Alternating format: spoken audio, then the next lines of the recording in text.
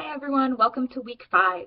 In the second half of this course, we really focus on this major project for the end of the course, this research paper. And so this week is a good week to follow over the holiday because you're really just starting to gear up for that. We're doing a lot of preparatory work for that assignment this week. And so the big assignment for this week is an annotated bibliography. And so what you're going to do is you're going to collect 10 quality sources for your final paper. And when I say quality sources, I mean any resource that I have flagged in previous papers as saying this is not an academic resource, you need to replace this with a different one.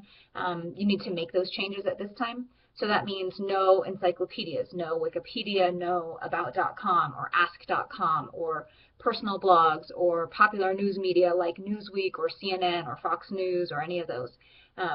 If you're going to use websites, most likely it should be a government website or a website from a university, maybe an organizational website, but even those sometimes, again, aren't based on research, and so you need to be cautious of that. Your best bets are going to be those government or those education websites, and then articles from research journals are another good option.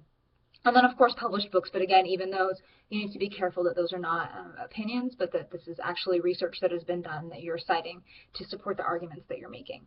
And so kind of what I suggest as a first step in really gearing up for this final paper, in addition to the work you've done in previous papers if you're just building on those topics, but you'll want to collect your 10 good sources.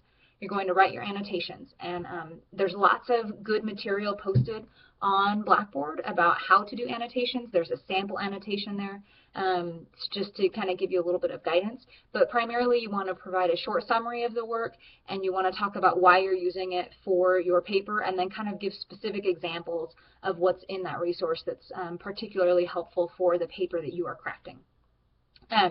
And so after you do that, I think that collecting those sources and kind of writing about them helps to kind of start formulating my ideas on the argument that I want to make. So after you've done that, I suggest you then go on to start doing your pre-writing. So the pre-writing for the final paper is posted there. It won't be graded this week. It's just the beginning. We're going to continue that pre-writing over the next couple of weeks. But I suggest that you kind of get started on that, start thinking about your ideas, start crafting those thesis statements, all of those things.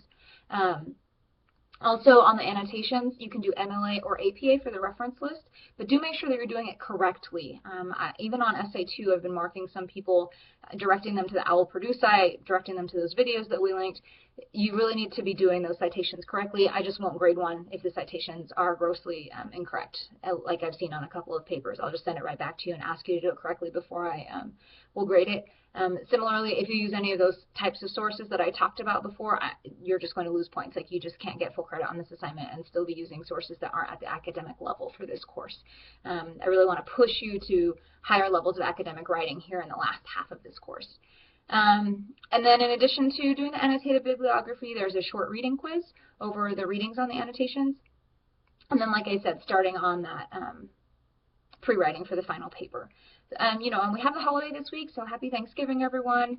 Do make sure that you've got plenty of time planned for being with friends and family and being just thankful to the Lord for the things that He's provided to us during this season. Do know that I'll be taking a couple of extra days off for that as well, and so I won't be as responsive to email, but I'll definitely still be around answering questions, of course, grading your papers and all those sorts of things. And then just a final note is to start thinking about the Discourse Community Project. The first mention of that is in week 6, but for that project, you need to conduct an interview. And so you might want to look ahead at that, look at the description, and think about who you might want to interview, and maybe even start looking for a time to schedule that. Just because it's the holiday season, people's schedules are really busy, it might be difficult to get in there. If you have any questions, like always, please don't hesitate to ask. And again, happy Thanksgiving.